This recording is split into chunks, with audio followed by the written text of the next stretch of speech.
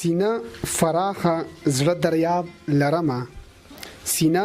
فراخه زړه دریاب لرمه خویم پښتون تندې خراب لرمه پښتون تولي اور کې پروت دی پښتون تولي اور کې پروت دی والله کدیس والله جواب لرمه سلامونه انی کی هیله احترامات می قبول کړئ ګرانو قدرمنو ستاسو ورور يم سرتاج افریدی ادبي خبرونه ده د کلی مازیګر امید لرم چې ټول بخی جوړ وي او د ژوند په خوشي بو وي قدرمنو د ثوابې علاقې ده د ثوابې سیمه ده ثوابې لرغلی او درون مل مسره نن ناس یو چې شاهروم امان صاحب سره ناس یو چې ډیر پزړه پوری لیک کوي غزل لیکي پښتو ادب کې ډیر غټ کار کوي په پښتنو باندې مین دي نن به د شاهروم امان صاحب سره د ژوند په حق لا باندې د نورو شاعرانو په حق لا به هم ورسره خبرې کوي چې چا سره ناشته پاسته کوي د سره بنن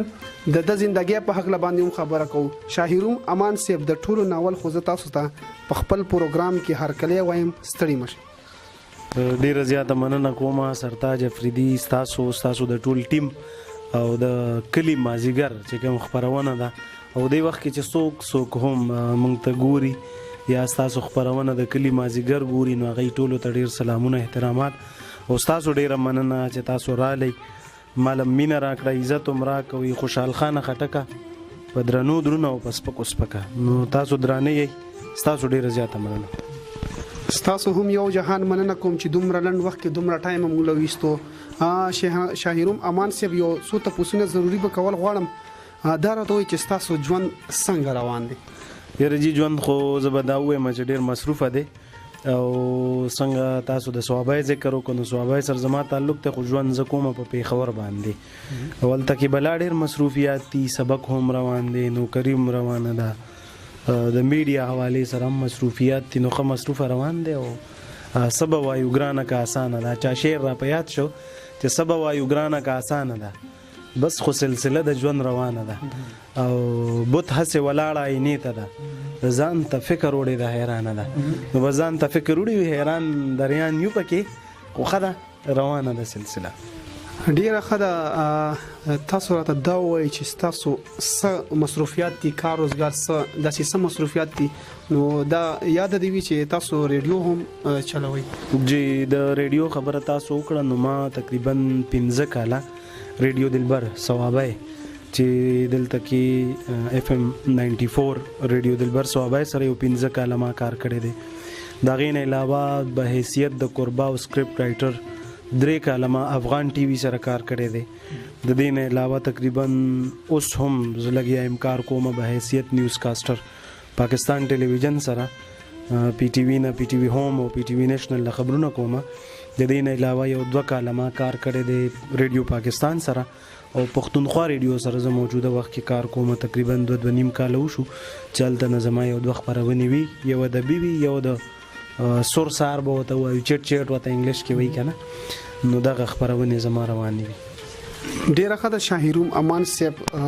دا راته وایي چې تاسو د پښتو په ادب کې د کله نه کار کوئ د پښتو ادب خبره تاسو وکړه نو ډیر وګدو ته خو نظم چې چتم تلم دا ذکر ما خامخا کړی ز په نهم اتم جمعات کې موږ بداسي راغون شو ملګری خپل نو یار هغه څه شاعري خو دا چې به چې زمونږ د کلی کډې نوم دی د کډې سره ثوابای کې زما تعلق دی او د خوړ په غاړه د غره لمنه کې زمونږ سکول ډیر کوله وسوم ډیر خسته ځای کې دی نو هغه کې به مونږ چې کله دی اتم جمعات کې ناغي کې به و چې بلاله کډیواله نږدې میرا شخواله زماز د بشي خوشاله اتم جمعات کې بیا دا غینه پس نهم جمعات ته چې ز شوم نو زمونږ یو انګلیش سبق کم هوم مای چلډرن د سن از ګان ډاون هغه کې لاست کې یو کوېسچن زمونږ غزا باچا صاحب زمونږ استاد هغه وی چې یاره هغه کې لاست کې دا او په کلاس کې څوک شاعر وي یا چاله شعر ورزي نو هغه د خپل کلام واوري غزا سے بیچ یاره په پلاني 9th A کې شاعر شته او په B کې نشته زمونږ ملګر ورته وی چې یاره دلته موږ سره شاعر شته نغه ماته چې زه سبا راشم تا نه به شعر ستاورم نغه بیا ما سوچ کو چې زه خو شاعر یم نه زه خو بس کوم بیا معلوم به او شعر لیکچې ملګرو قدرمن شي هم قدر د استاد کوي د هر یو کار په بسم الله سره آغاز کوي نغه یو پراپر شاعرۍ کې بسم الله نه قدرتي د استاد د وجه زما آغاز شو تقریبا د 2002 نه یا 2001 نه زه شاعرای سره ادبي محفلونو سره دې سره زما اړیکې شته او یا زه کوم شاعري. بیا انور علي ناشاد صاحب ذکر به زه ضرور کوم. زما استاد محترم چې هغه ماته د شاعرۍ هغه الف ب او یو دوه چې دي دا راته هغه ټیک کړي دي او سم کړي دي راته چې یاره شاعري بحر څه ته وایي، قافیه څه شعر دی، ردیف څه شعر دی، غزل څه شعر دی، نظم څه شعر دی، مورا نظم څه شعر دی. دغه ډیره ښه د شاعروم امان صاحب دا راته ووایي چې شاعروم امان صاحب دا راته ووایي چې تاسو د کم شاعر نه داسې ډیر متاثره شوی چې تاسو شاعري شروع کړې ده او داسې کم یو نن سبا جدید وخت کې داسې کم شاعر دی چې تاسو خوښیږي؟ یاره زه دا سوال چې چېرته زه تللی ممانه شوی دی چې یاره ته د چا نه متاثر یې، نو زه همیشه سرتاج دا یو خبره کوم چې یاره زه همیشه د ښه شعر نه متاثره شوم، زه د شاعر نه متاثره کېږم. ښه شعر داسې بلا شاعران شته چې هغه ډېر ګمنام دي او ډېر ښه شعر لیک کړی دی. بلا داسې دي چې ډېر لوی لوی خلک په وي خو د هغوی ټول کلامونه لازمي نه ده چې ښه وي. نو زه د ښه شعر نه همیشه متاثره شوم. په موجوده وخت کې تاسو خبره وکړه، نو په موجوده وخت کې محمد سعید صاحب نوم به تاسو اورېدلی وي، د مردان سره تعلق ساتي، انتهایی ښه شعر لیکي ډېر زیات. زمونږ د ضلع صوابی اختر علي اختر صاحب ډېر ښه شعر لیکي، هغه زما ډېر خوښیږي. عثمان علي عثمان د مردان سره تعلق ساتي. داسې نور ښه شاعران شته چې هغه زما خوښ دي او د هغوی شعرونه هم زه وایم او په ما ښه هم لګي. شاهنواز باقر نو زلمو کې ډېر ښه شاعر دی. زما د کلام کې چې کم ندرت دی یا کم بعضې شاعرانو کې تسکین مانیروال صاحب کې چې کومه بې ساختګي ده زما هغه ډېره زیاته خوښیږي. نو ښه شعر ما ته همیشه اپیل کوي او دا ښه خبره ده چې یاد راته هم شي. ډیره ښه ده شاعر امان صاحب دا راته ووایي چې تاسو پښتو په ادب کې څه کې ډیر کار کړی دی، غزل کې یا نظم داسې نثر په څه کې مو ډیر کار کړی دی؟ یاره رښتیا خو که درته ووایم نو زما په خیال چې ما اړو کار نه دی کړی، ځکه چې شاعرۍ ته که موږ کار وایو نو یو خو هغه یو خپل ځان له کار کول دي. ما شاعري هم ډېره زیاته کمه کړې ده، ځکه خپل کلامونه راټول کړم نو زما خیال نشي چې ما سره به 50-60 کلامونه هم وي. خو د اشتیاق صاحب خبره چې څه چې لیکم د درد په حساب لیکم، ګنې هسې در له ورځ کې کتاب لیکم. نو حقیقت ته چې دا په لویای نه وامه خو د قدرت ورکړه ده. که زه کښېنم او زه وایم چې زه د کتاب خامخا چاپ کړم نو په یو شپه کې سهاره پورې به انشاءالله چې ما د یو کتاب مواد لیکلي، خو هر څه لیکل خوند نه کوي. یا بعضې څیزونه راشي نو په کار ده چې هغه ځان سره بنده وساتي، خو هر څه بیا د ویلو نه وي یا د معیار خیال ساتل پکار. نو مطلب مې دا نه دی چې زما د شاعرۍ معیار څخه دی، خو دا خبره ذهن کې ساتل پکار دي چې د دې خبرو خیال وساتي بنده چې یاره هغه څه بعضې خلک په تاسو لیدلي وي کتابونه چاپ کړي د عزت په ځای د هغوی هغه قد کم کړي هغه کتاب، خلک یې نه خوښوي یا په هغه سترګو ورته نه ګوري. نو کار ما په نثر کې خواهش مې همیشه پاتې شوی دی، خو نثر ډېره مطالعه غواړي، ډېره خواري غواړي، مشاهده غواړي، ډېر زیار غواړي. نو هغه چارې ما نه شوی نه دی یا زما ناکامي ده. اردو ادب کې زما البته را روان وخت کې خیال شته چې زه سولی کما. نو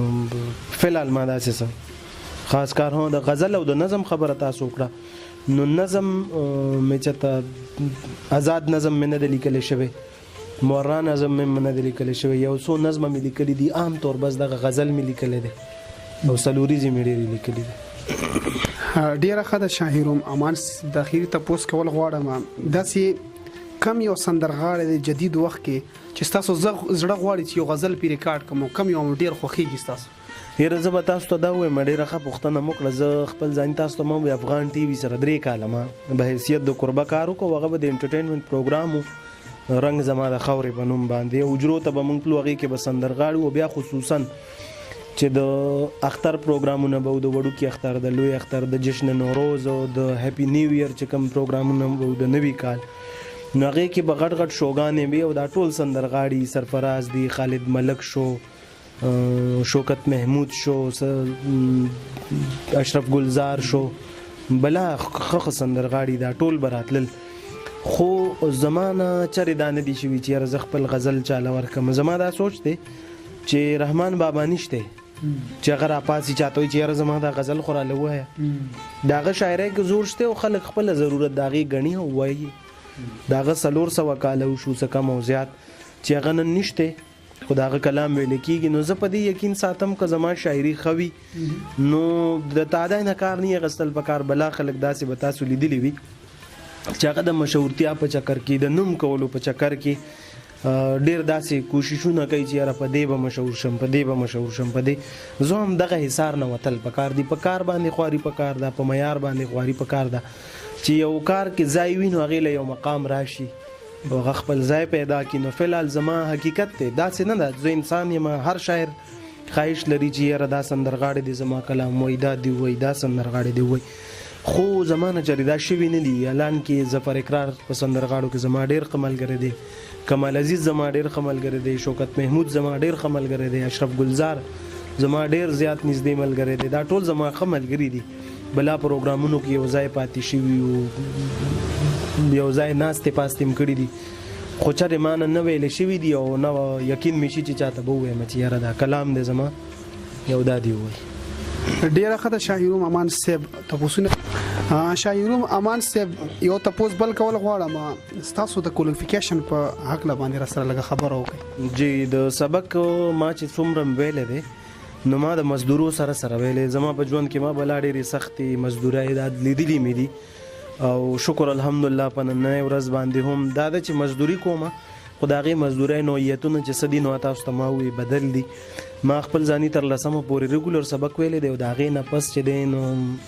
11 12 بیا 14 بیا 14 پورې ما ایم ای پښتو مې ډومبې وکړه په 2012 کې پرایویټ مې ویلی دی. بیا د هغې نه پس ایم ای اردو مې وکړه. اوس زه په اردو ادب کې ایم فیل کومه. کورس ورک کمپلیټ دی. دعا کوو انشاءالله اوس په تیسیز وي نو په دغه مرحله کې روان دی. انشاءالله اراده مې ده مخکې هم د ویلو تلو ګورو چې ژوند تر کومې ملګرتیا کوي نو انشاءالله چې دا سفر به جاري وي. ډیره ښه ده انشاءالله. موږ به هم دعاګانې کوو، مینوال به هم دعاګانې کوي. اوس را سره خپل کلامونه شریک کوي. د یو وړوکې شانتې نظم دی هغه به د سره شریک کړم چې اوتر اوتر به د باران کږو شیبو ته کتل. د ژمي جړۍ روانې دي. اوتر اوتر به د باران کږو شیبو ته کتل، بیبې بدرنګ پدرنګ د چت ماتو برګو ته کتل. په تشه ګېډه به باران کې کډې چرته وړم، یو خوارې مور په دغه سوچ خپلو بچو ته کتل. باران ظالم چاته خادي چاته خفګان یاد کی، ما ته دا سو ساس کې خپل زوړ کچه دالان یاد کی. دا یو نظم یو څو کتې به تاسو ته ووایم چې دا ستا یادونه مې د ورځې څو ځله جړۍ، د نن پرون نه د دا مې د ازله جړۍ، د بنګړو ماتې ټوټې اوس هم په صندوق کې لرم، هغه ساده تصویر مې اوس هم کله کله جړۍ. دا شعر ته بیا د کتره ته بیا وایي دا ستا یادونه مې د ورځې څو ځله جړۍ، د نن پرون نه د دا مې د ازله جړۍ، د بنګړو ماتې ټوټې اوس هم په صندوق کې لرم، هغه ساده تصویر مې اوس هم کله کله جړۍ. او بله یو کته ده پېښور ته چې نوې نوې تللی وم نو بلا امیدونه د ښار سره د ژوند سره بنده تړلي وي. وایي د ښار څومره بېمینې بې وفا خلک دی، څومره بېمینې بې وفا خلک دی، د ښار کوڅې دي ټول ناشنا خلک دی، او زما په تا پسې زړګی خوږېږي ګنې په ژوند کې مې بلا خلک دی. نو دا یو کتابه. بله یو کتابه درته ووایم چې هر څه که وکم زړه نامه راته بس تا اخلي، هر څه که وکم زړه نامه راته بس تا اخلي، دا جدایي خو په والله سړي نه سا اخلي، او نیکي کوي خو په بدل کې ګوره هیڅ نه غواړي، دا سړی څوک دی چې د هر چا نه دعا اخلي. او غزل به درته ووایم، زه دې ته اکثر بې سوره غزل وایم چې په ذهن بوج په زړګي درد او طبیعت بې سوره، په ذهن بوج په زړګي درد او طبیعت بې سوره، سم دم ژوندون وي خو بس کیه محبت بې سوره، او دوی ته رباب مو دوی په نغمو څه پوهېږي، بعضې معاشره کې وي داسې، دوی ته رباب مو دوی په نغمو څه پوهېږي، دا سرخوړلي پیدا کړي دي قدرت بې سوره، او دوی ته رباب مو دوی په نغمو څه پوهېږي، دا سرخوړلي پیدا کړي دي قدرت بې سوره، او مخامخ یو څه په شیشه باندې سبل سبل څه، مخامخ یو څه په شیشه باندې سبل سبل څه، ما د یارانو کې بس دا منافقت بې سوره، او خدای دې مین کې دې محفل ته به په خپله راځي، خدای دې مین کې دې محفل ته به په خپله راځي، دا چې کوم شیخ ته وړوکوالي نه عادت بې سره او ما ویل پیر به مې چې ته به راته لار سمه کړي ما ویل پیر به مې چې ته به راته لار سمه کړي شاعرونه ته خو یې زمونږ نه هم اوچت بې سره نو یو څو شعره به درته نور ووایم چې دا کوم نادان وایي چې لر پښتون او بر پښتون دا کوم نادان وایي چې لر پښتون او بر پښتون زه خو د سیل مې ګڼم خدای ګو یو ټبر پښتون او څوک چې دعوې د رورولۍ کوي د امن کوي دوی په خپل رور باندې وجلی دی اکثر پښتون او چې را په یاد شي مال خپل بستر کې خوب نه راځي چې را په یاد شي مال خپل بستر کې خوب نه راځي او ګتګ ستړ ستړ مسافر پښتون او دا به بل څوک وي دا زما د خاورې رنگ بنوي دا به بل څوک وي دا زما د خاورې رنگ بنوي چا ویل خوشاله دی پردیس کې د خیبر پښتون نو دغه یو څو شعرونه ما ته یاد ډیري خو زه وایم چې نور به یو غزل نیم کپل ما سره شریک ډیرو بل یو غزل دی او ترنم زما ډیر بدرنګ دی خو زه کوشش په وکم چې ترنم کې خو شي یا ډیر خوند ویلا ما ته پیغور کېږي دلته مرازا ما ته پیغور کېږي دلته مرازا نن یې راته وې ډېر په قهر کې خدایه ما د دې کلي نه صبر کې دا څه بې سره بې خپو غونته غزل دی او پته نشته چې غزل دی که څه بلا ده ما ته پیغور کېږي دلته مرازا ما ته پیغور کېږي دلته مرازا نن یې راته وې ډېر په قهر کې خدایه ما د دې کلي نه صبر کې ډېرې په دنیا کې درد لیدلی دی ډېرې په دنیا کې درد لیدلی دی کېدی دارو قرا سره قبر کې خدایه ما د دې کلي نه صبر کې درد ته مې مسکۍ سترګې نیولې دي درد ته مې مسکۍ سترګې نیولې دي ګورم څومره زور دی د وخت جبر کې خدایه ما د دې کلي نه صبر کې ښکلې که ملګری دی د ژوند کړمه ښکلې که ملګری دی د ژوند کړمه ځان به درته لیکمه په مهر کې خدایه ما د دې کلي نه صبر کې بې مقطع دی دا اخري شعر دی او زما ډېر زړه ته نږدې شعر دی چې داسې وخت کې راشي د یار یاد چې داسې وخت کې راشي د یار یاد چې منګلان وړی د ماښام زهر کې خدایه ما د دې کلي نه صبر کې خدایه شاعروم دې کلي نه صبر کې ډېره مننه ډېر ښه خوند یې ډېر ښه ترنم تاسو جي ډېر خوږ اواز ډېره ترنم او اواز ما ته نه لګي ستاسو مینه ده خو بس کله کله هسې سړی زړه له هوا ورکړي مونږ ته خو ډېر خوږ ولګېدو ډېره مننه اواز و باران هم شروع دی اخر کې شاعرون صاحب یو څو شعرونه داسې تاسو چې په زړه کې څه پیغامي په زړه کې څه خبره وي نو خپلو مینهوالو ته ورکړئ نو شعر اول ویم که پیغام اول ویم په دوه کې ښځې دغه دی غزل دی چې ستا سودا نه شمه ستا د ګوتو شمیر نه شمه چې ستا سودا نه شمه ستا د ګوتو شمیر نه شمه جانانه دومره په اسانه به دې هیر نه شمه او دا هم بې مقطع غزل دی چې ستا سودا نه شمه ستا د ګوتو شمیر نه شمه جانانه دومره په اسانه به دې هیر نه شمه او که هیڅ هم نه وي نو تهمت خو چېرته تللی نه دی که هیڅ هم نه وي نو تهمت خو چېرته تللی نه دی ستا د کوڅې نه به خالي لاسونه تیر نه شمه او ما د ګلونو په موسم کې په زړه داغ خوړلی د سپرلي موسم دی ما د ګلونو په موسم کې په زړه داغ خوړلی هی بیا موسم د پسرلی دی چېرته ډېر نه شمه او ته پکې ښکارې ځکه ښکلو سره زړه لګوم ته پکې ښکارې ځکه ښکلو سره زړه لګوم عظیم خدای چرته دې خطا کې غیر نشم او اخیری شعر د چې تر هغې خوب نه راځي خوږ زړه مې قرار نه کوي تر هغې خوب نه راځي خوږ زړه مې قرار نه کوي غم چې د ما نه زه د غم نه را چاپېر نه شم ډېره مننه جي او د پیغام خبره تا وکړه سرتاج نو زه به دا یو خبره ضرور کوم چې د هر انسان ژوند کې یو آیډل وي او خوښۍ پیغامونه خبرې ډېرې دي زه هم یو سړی انقلاب غواړي نو د خپل ذات نه دې شروع کړي د خپل ځان نه دې وکړي هم د نن نه دې وکړي خپل ځان سره د هره شپه د وده کېدو نه مخکې حساب کوي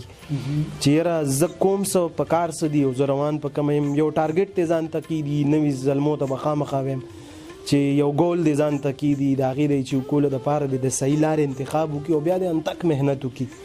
د هغې د اچیو کولو دپاره بخښنه غواړم د هغې د حاصلولو دپاره نو خبرې ډېرې دي عمل پکار دی پریکټیکل کار پکار دی نو زه به دا غواړم او د ټولو نه غټه خبره زه هر مسلمان چې دې وخت کې څوک ګوري زه به هغوی ته یو ریکویسټ ضرور کوم که دوی د ژوند په هر میدان کې کامیابي غواړي نو سیرت النبي صلی الله علیه وسلم دی خامخا وګوري زمونږ که د وینا تر حده شي نو موږ وایو یاره زمونږ حضور صلی الله علیه وسلم آیډیل دی خو که موږ نه تپوس وشي چې یاره هغه ژوند څنګه تېر کړی و هغه جامې پیزار څنګه کړي و هغه معاشره کې د هغه اخلاق څه و د هغه رویې څه وي د هغه کور سره رویه وه د هغه دکانداري سوداګري د هغه دعوت د هغه عبادت د هغه لایف سټایل دا څنګه و نو بیا موږ ته پته نه نو زه وایم که په هر فیلډ کې موږ که کاروبار کوو نو موږ هغې نه رهنمایي اخیستی شو موږ که علم حاصلو که هر څه کوو نو دا ځای اوس ریکویسټ به وي زما